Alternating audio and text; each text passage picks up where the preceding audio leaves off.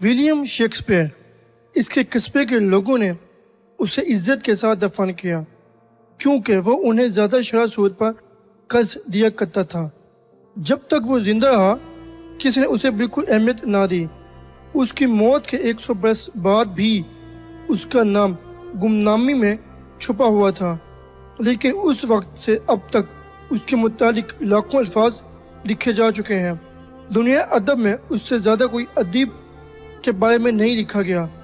ہر سال ہزاروں لوگ اس گھر کی زیارت کے لیے جاتے ہیں جہاں وہ پیدا ہوا تھا۔ ولیم شیکسپیئر ٹراٹفورڈ سے ٹورٹلی تک اکثر پیدل گھوما کرتا تھا۔ یہی وہ کھیت تھے جنہیں جوانی کے ایام میں وہ عبور کر کے اپنی محبوبہ این وکٹوری کو ملنے جایا کرتا تھا۔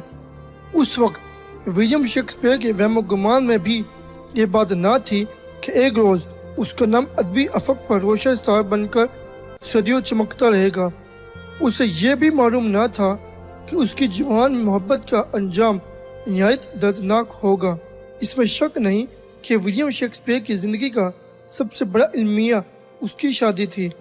یہ حقیقت ہے کہ اسے این ویٹری سے والہانہ محبت تھی، لیکن وہ چاندنی راتوں کے پیچھے پہروں میں ایک دوسری لڑکی این ہتھاوے سے بھی معاشقہ بازی کیا کرتا تھا۔ جب این ہتھاوے کو معلوم ہوا اس کا عشق ایک دوسری لڑکی سے شادی کرنے کی لائسنس حاصل کر رہا ہے، اس نے ہمسایوں کے گھر جا کر واویلا مچانا شروع کر دیا اور انہیں بتایا کہ اس کے بچے کی ماں بننے والی ہے، لہٰذا ولیم کو اس کے ساتھ شادی کرنے پر مجبور کیا جائے۔ اس کے ہمسائے ولیم کی اس حرکت پر لال پیلے ہو گئے۔ ان کا اخلاقی احساس ایک دم ابھر آیا۔ دوسرے دن ہی وہ قصبے کے ٹاؤن ہال میں گئے اور متعلقہ افسر سے بات چیت کر کے ولیم شیکسپیئر اور این ہتھاوے کی شادی کی بات پکی کر آئے۔ قانون اعتبار سے ولیم شیکسپیئر بھی این ہتھاوے سے شادی کرنے پر مجبور ہو گیا۔ شیکسپیئر کی بیوی اس سے 8 برس بڑی تھی اور شروع ہی سے ان کی گھریلو زندگی بے حد تلخ ہو گئی تھی۔ اس نے اپنے ڈراموں میں متعدد بار مردوں کو اپنی عمر سے بڑی عورتوں سے شادی نہ کرنے کا مشورہ دیا تھا۔ حقیقت یہ ہے کہ وہ این ہتھاوے کے ساتھ بہت کم رہا تھا۔ اس کی شادی شدہ زندگی کا زیادہ عرصہ لندن میں گزرا اور وہ سال میں 1 آدھ بار ہی اپنے گھر آتا تھا۔ آج سٹراٹفورڈ انگلینڈ کا ایک خوبصورت قصبہ ہے۔ چھوٹے چھوٹے باغیچوں میں کھڑے کھیت، چھوٹے چھوٹے خوبصورت مکان اور برق کھاتی ہوئی صاف ستھری گلیاں، لیکن شیکسپیئر کے زمانے میں یہ قصبہ بے حد غلیظ، افراد زدہ اور بیماریوں کا مرکز تھا۔ پانی کے نکاس کا کوئی انتظام نہ تھا۔ گلیوں میں سوروں کی ٹولیاں عام پھرا کرتی اور ان کی ہتھییں جو چیز چڑھتی اسے ہضم کر جاتی۔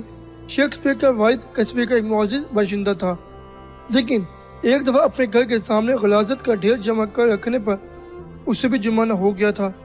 ہم بعض اوقات سوچتے ہیں کہ ہمارے دن بڑے سخت اور تلخ ہیں، لیکن شیکسپیئر کے زمانے میں سٹراٹفورڈ کی نصف آبادی دوسروں کی خیرات اور مدد پر گزار اوقات کرتی تھی۔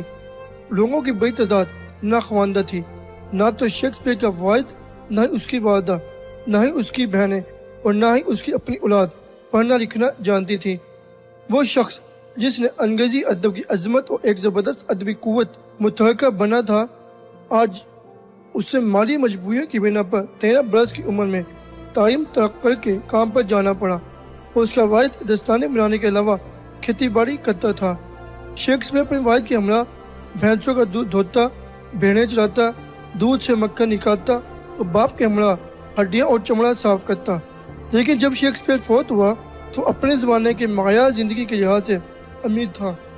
لندن آنے کے 5 برس کے اندر اندر ایک ایکٹر کی حیثیت سے وہ خاص رقم کما رہا تھا۔ اس نے 2 تھیٹروں میں اپنے حصے خرید لیے اور وہ زیادہ شرح سود پر لوگوں کو قرض بھی دینے لگا۔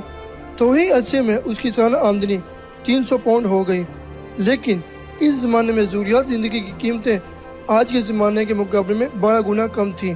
جب شیکسپیئر 45 برس کا ہوا اس کی سالانہ آمدنی 4000 پاؤنڈ تھی، لیکن آپ کے خیال کے مطابق وہ اپنے وصیت نامے میں اپنی بیوی کے نام کس قدر رقم لکھ گیا ہوگا؟ 1 پائی بھی نہیں، فقط بستر کی 2 چادریں، اور وہ بھی وصیت نامہ لکھ لینے کے بعد حرف مقدر کے طور پر لکھے تھے۔ اس کے تمام ڈرامے ایک کتاب کی شکل میں شائع ہونے سے 7 برس پہلے ہی شیکسپیئر فوت ہو گیا تھا۔ اگر آج آپ امریکہ میں کسی کتاب کا اصلی مسودہ خریدنا چاہیں تو آپ کو اس کی 2.5 لاکھ پاؤنڈ دینے پڑتے ہیں، لیکن شیکسپیئر اپنے ہیملٹ، میکنو اور دوسرے عظیم شاہکاروں کا معاوضہ 100 پاؤنڈ سے زیادہ حاصل نہ کر سکا تھا۔ شیکسپیئر کی قبر پر لکھا ہوا ہے، اچھے دوستو، تمہیں یسوع کے نام کا واسطہ ہے، میری خاک خریدنے کی کوشش نہ کرنا۔ اچھے لوگوں، میری ہڈیوں پر رحم ہی کرو۔ اگر تم نے انہیں خریدا تو خدا کا عطاب نازل ہوگا۔ اسے قصبے کے گرجے کے سامنے دفن کیا گیا۔ آخر اسے یہ امتیازی جگہ کیوں حاصل ہوئی؟ اس کی ادبی عظمت کی سبب؟ بالکل نہیں۔ یہ شاعر جسے انگریزی ادب کا قطبی ستارہ بن کر چمکنا تھا، اسے چرچ میں محض اس لیے جگہ دی گئی وہ قصبے کے لوگوں کو قرض دیا کرتا تھا۔ اگر یہ شخص اپنے قصبے کے لوگوں کو روپیہ ادا نہ دیا کرتا تو اس کی ہڈیاں آج کسی گمنام قبر میں غرق سڑ چکی ہوتی۔ اگر آپ کو ہماری ویڈیو اچھی لگے تو لائک، شیئر اور کمنٹس ضرور کریں، اور ہمارے یوٹیوب چینل کو سبسکرائب اور فیس بک پیج کو لائک کرنا مت بھولیں۔ شکریہ۔